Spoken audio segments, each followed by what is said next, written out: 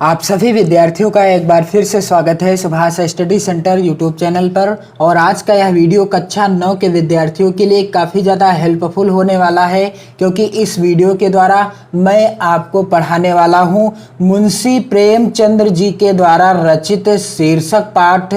मुंशी प्रेमचंद्र जी के द्वारा रचित शीर्षक पाठ मंत्र। और मंत्र शीर्षक पाठ का मैं आज अंतिम भाग पढ़ाने वाला हूँ। कहने का अर्थ है, मैंने इसके पहले 2 वीडियो के माध्यम से इस कहानी को पढ़ाया है, सरल हिंदी व्याख्या बताई है। आज यह तीसरा वीडियो है जिसमें मैं आपको मुंशी प्रेमचंद्र जी के द्वारा रचित मंत्र कहानी की संपूर्ण हिंदी व्याख्या बताने वाला हूं। तो चलिए बिना देरी किए हुए स्टार्ट करते हैं। और आप चैनल के साथ जुड़कर 2022-2023 बोर्ड परीक्षा की बेहतर तैयारी कर सकते हैं। और आप वीडियो को अपने मित्रों में शेयर करने के बाद आप अपने मित्रों को भी अपने इस YouTube चैनल के साथ जोड़ सकते हैं और बोर्ड परीक्षा की बेहतर तैयारी कर सकते हैं। तो बिना देरी किए हुए स्टार्ट करते हैं। यहाँ से आज आपको पढ़ना है। बुढ़िया ने कहा, तमाकू अंगीठी के पास रखी हुई है,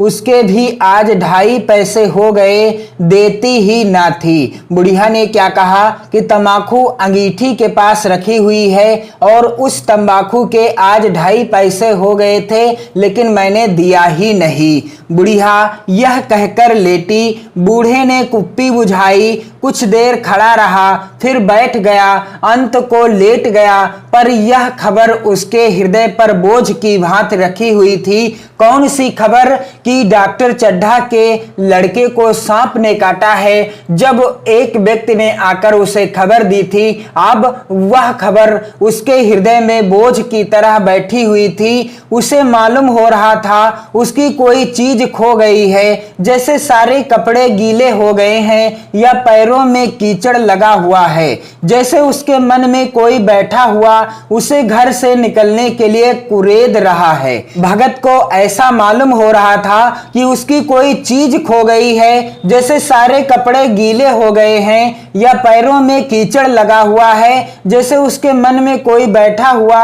उसे घर से निकलने के लिए कुरेद रहा है। बुढ़िया जरा देर में खर्राटे लेने लगी। बूढ़े बातें करते करते सोते हैं और जरा सा खटका होते ही जागते हैं। तब भगत उठा, अपनी लकड़ी उठा ली और धीरे से किवाड़ खोले। बुढ़िया ने पूछा, कहाँ जाते हो? बुढ़िया जरा देर बाद खर्राटे लेकर सोने लगी। बूढ़े बातें करते करते सोते हैं और जरा भी इधर उधर खटका होता है, जरा भी किसी तरह का शोर शराबा होता है, तुरंत जाग जाते हैं। तब भगत उठा, अपनी लकड़ी उठा ली और धीरे से किवाड़ खोले। बुढ़िया ने कहा, कहाँ जाते हो? कहीं नहीं, देखता हूँ कितनी रात है, अभी बहुत रात है, सो जाओ। बुढ़िया ने क्या कहा? अभी बहुत रात है, सो जाओ, नींद नहीं आती।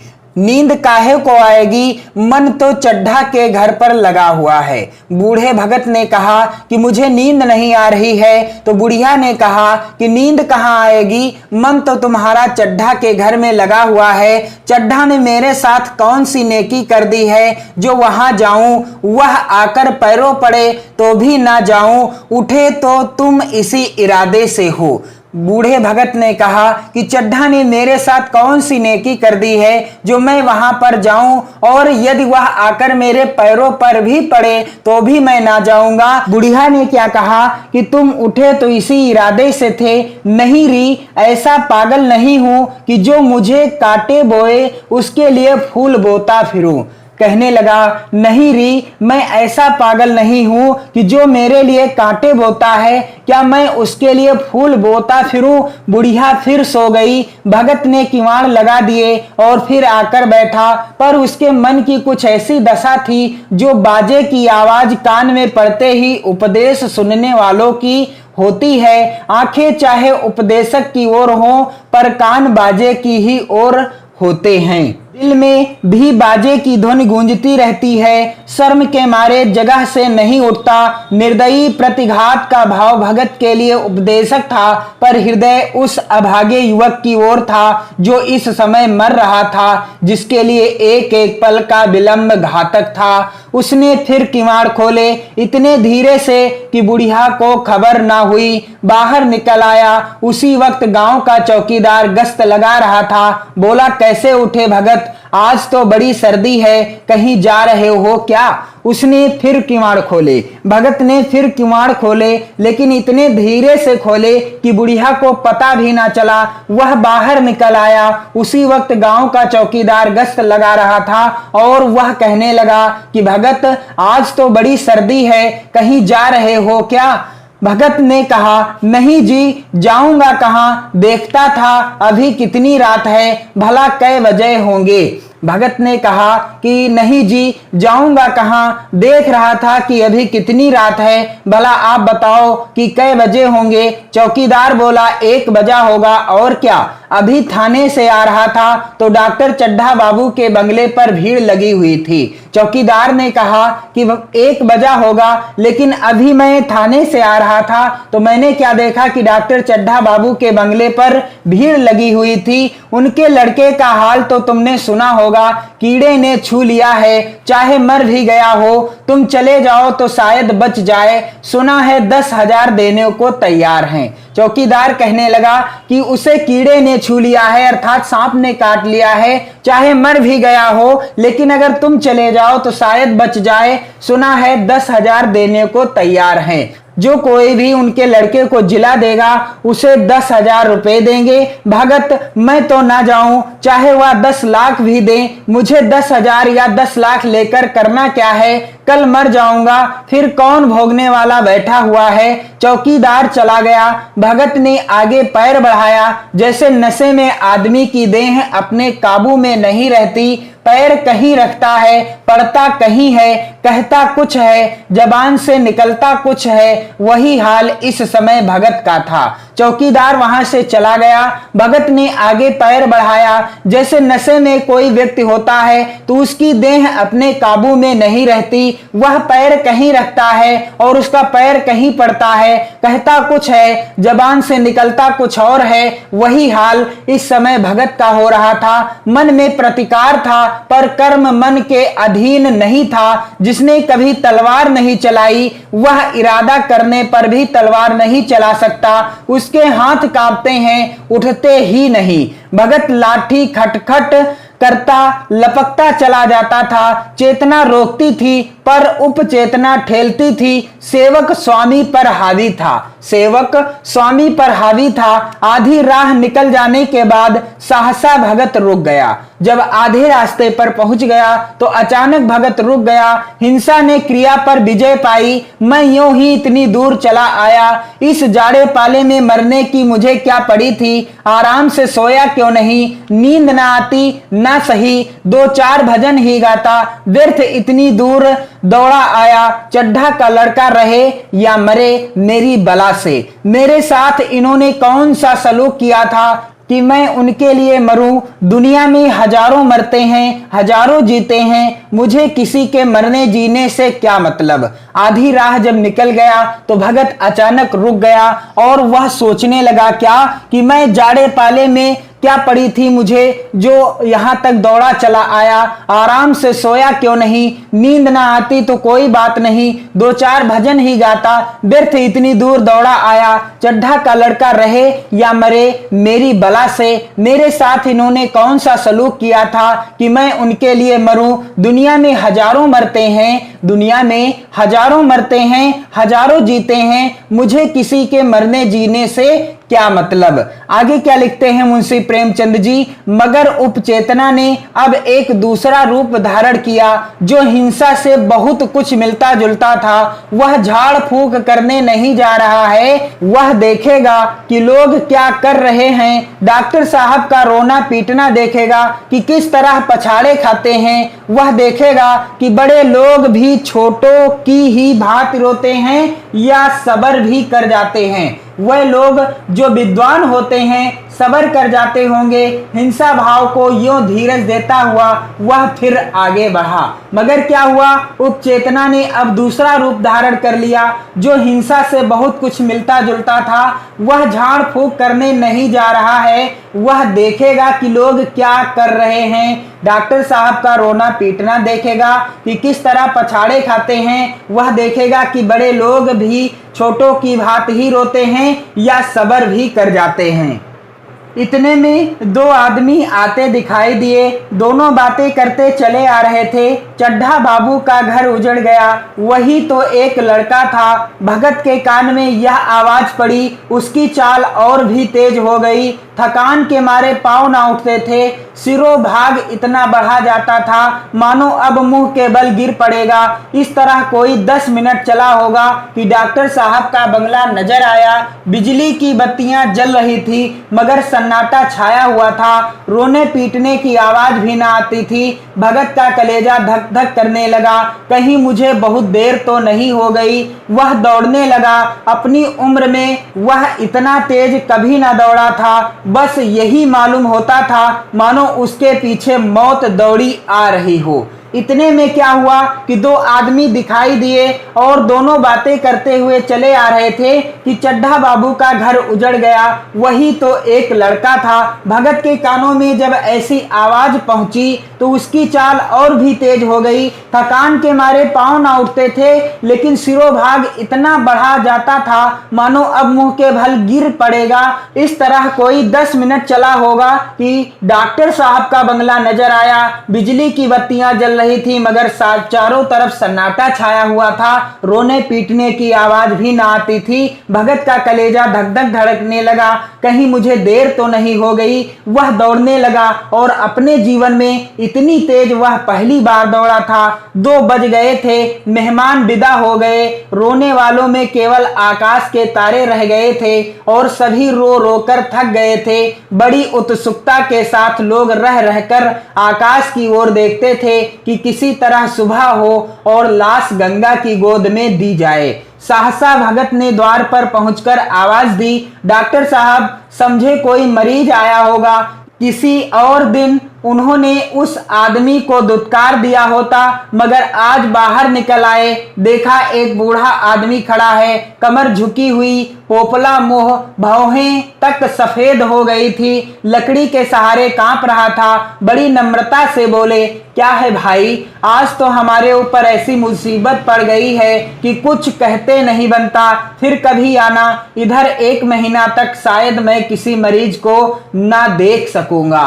भगत ने कहा, सुन चुका हूं बाबूजी, इसीलिए आया हूं। भैया कहाँ है, जरा मुझे दिखा दीजिए। भगवान बड़ा कारसाज है, मुर्दे को जिला सकता है, कौन जाने अब भी उसे दया आ जाए। भगत ने क्या कहा, सुन चुका हूं बाबूजी कि आपके लड़के को सांप ने काटा है, इसीलिए मैं यहाँ पर आया हूँ। और आप बताएं कि भैया कहाँ है, जरा मुझे दिखा दीजिए। भगवान बड़ा कारसाज होता है, क्या पता मुर्दे को भी जिला सकता है। यदि भगवान की मेहरबानी हो जाए तो मुर्दा भी जी सकता है, कौन जाने अब भी उसे दया आ जाए।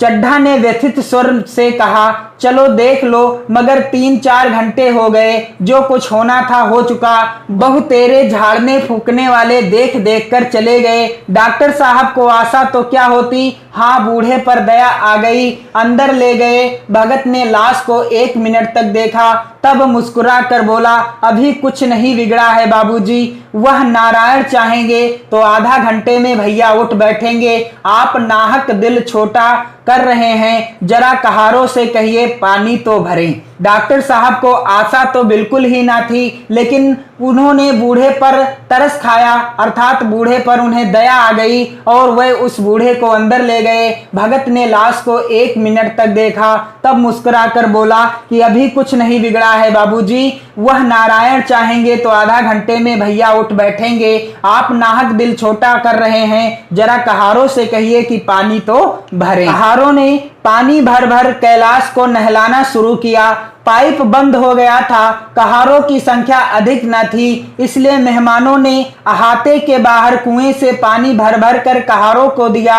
मृणालिनी कलशा लिए पानी ला रही थी। बूढ़ा भगत खड़ा मुस्कुरा मुस्कुरा कर मंत्र पढ़ रहा था, मानो विजय उसके सामने खड़ी है। जब एक मंत्र समाप्त हो जाता तब वह एक जड़ी कैलाश को सूंघा देता। इस तरह न जाने कितने घड़े कैलाश के सिर पर डाले गए और न जाने कितनी बार भगत ने मंत्र फूंका। कहारों ने क्या किया, पानी भर भर कर कैलाश को नहलाना शुरू कर दिया। पाइप बंद हो गया था, कहारों की संख्या भी अधिक न थी, इसलिए मेहमानों ने अहाते के बाहर कुएं से पानी भर भर कर कहारों को दिया। मृणालिनी कलशा लिए पानी ला रही थी और वह बूढ़ा भगत खड़ा मुस्कुरा मुस्कुरा कर मंत्र पढ़ रहा था, मानो विजय उसके हाथों में हो, अर्थात विजय उसके सामने खड़ी हो। जब एक मंत्र समाप्त हो जाता तब वह एक जड़ी कैलाश को सूंघा देता था।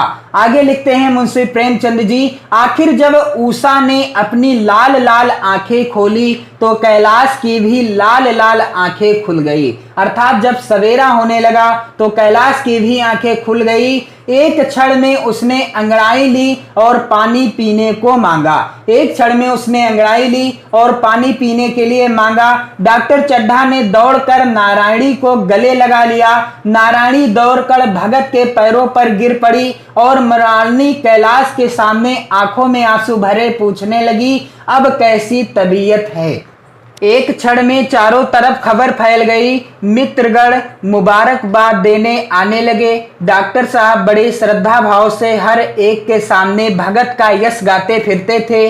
सभी लोग भगत के दर्शनों के लिए उत्सुक हो उठे, मगर अंदर जाकर देखा तो भगत का कहीं पता ना था। एक क्षण बाद चारों तरफ खबर फैल गई कि डॉक्टर साहब का बेटा पुनः जीवित हो उठा है। मित्रगण मुबारकबाद देने आने लगे। डॉक्टर साहब बड़े श्रद्धा भाव से हर एक के सामने उस बूढ़े भगत का यश गा रहे थे। सभी लोग भगत के दर्शनों के लिए उत्सुक हो उठे, मगर जब अंदर जाकर देखा तो भगत का कहीं पता ना था। नौकरों ने कहा, अभी तो यहीं बैठे चिलम पी रहे थे, हम लोग तमाकू देने लगे तो नहीं ली, अपने पास से तमाकू निकाल कर भरी। नौकरों ने क्या कहा, अभी तो यहीं पर बैठे चिलम पी रहे थे, हम लोगों ने तमाकू देना चाहा तो वो तमाकू नहीं लिए, बल्कि अपने पास से तमाकू निकालकर भरी और चिलम पी रहे थे। यहाँ तो भगत की चारों ओर तलाश होने लगी और भगत लपकता हुआ घर चला जा रहा था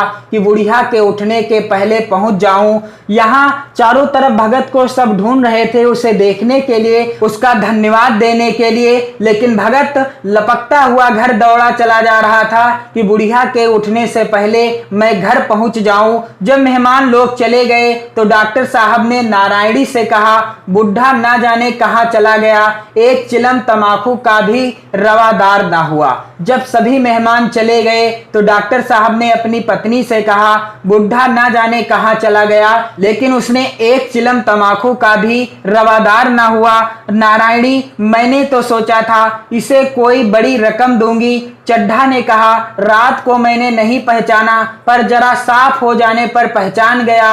एक बार यह एक मरीज को लेकर आया था। मुझे अब याद आता है कि मैं खेलने जा रहा था और मरीज को देखने से इनकार कर दिया था। रात को मैंने नहीं पहचाना। डॉक्टर चड्ढा ने कहा कि रात को मैंने नहीं पहचाना, पर जरा साफ जब हुआ तो मैंने पहचान लिया कि एक बार यह एक मरीज को लेकर आया था। मुझे अब याद आता है कि मैं खेलने जा रहा था और मरीज को देखने से मैंने इनकार कर दिया था। आज उस दिन की बात याद करके मुझे जितनी ग्लानि हो रही है उसे प्रकट नहीं कर सकता। मैं उसे खोज निकालूंगा और पैरों पर गिरकर अपना अपराध क्षमा कराऊंगा।